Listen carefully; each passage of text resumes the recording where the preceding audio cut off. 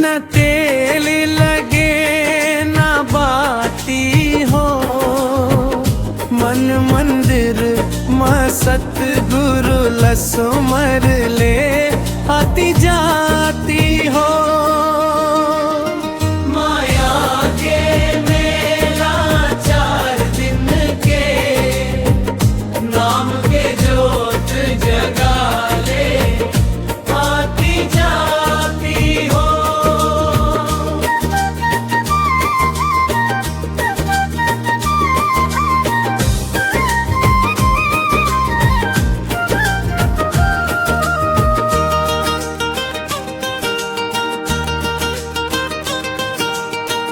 धन दौलत संग नहीं जाही, कर्म के गिनती साथ निभाही।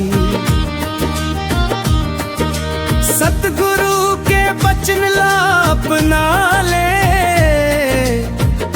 जीवन नहीं हो ही खाली हो।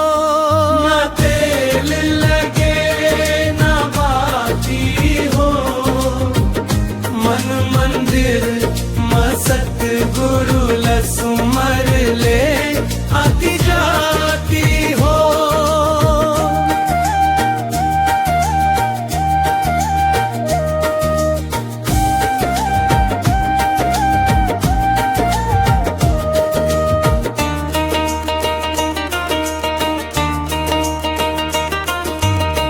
झूठ मोह के डोरी छोड़ दे, प्रेम भक्ति के रास्ता जोड़ ले। दया धर्म के दीप जला ले, अंतर महो ही उजियारे हो।